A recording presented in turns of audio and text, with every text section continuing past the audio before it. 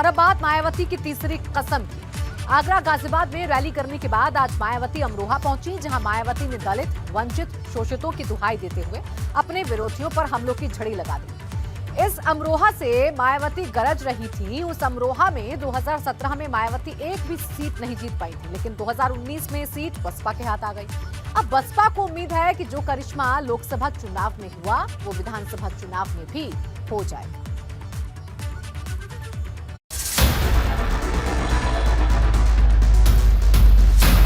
UP की चुनावी जंग में मायावती ने भरा रंग। आगरा गाजियाबाद के बाद अमरोहा में गरजी माया।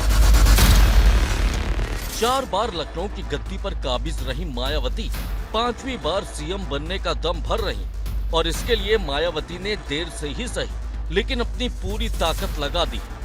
बुधवार को आगरा, गुरुवार को गाजियाबाद में प्रचार करने के बाद मायावती अमरोहा पहुंची, जहां मायावती ने सर्व समाज के हित का मुद्दा उठाते हुए अपने विरोधियों पर हमलों की झड़ी लगा दी।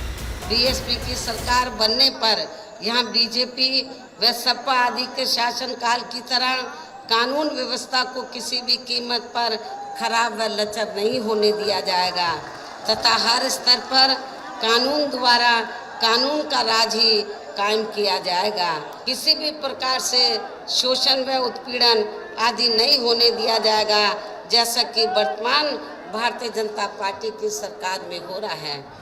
मायावती दलित, शोषित, वंचित के साथ महिला सुरक्षा का मुद्दा भी जोर शोर के साथ उठा रही हैं। और जब मायावती अमरोहा में बोल रही थी, तब उन्होंने सपा भाजपा सबके रिकॉर्ड गिनवा दिए। सर्व समाज के लोगों के साथ साथ जो वीकर सेक्शन के लोग हैं, अपर कास्ट में से गरीब लोग हैं, और बड़ी तादाद में यहाँ पर मुस्लिम आबादी रहती है, खास तौर से मुस्लिम समाज के लोगों को भी अन्य वर्गों के साथ ये बताना चाहती हूँ कि भारतीय जनता पार्टी की सरकार की तरह मेरी हुकूमत में किसी भी मामले में मुस्लिम भाइयों के साथ कोई पक्षपात नहीं होगा।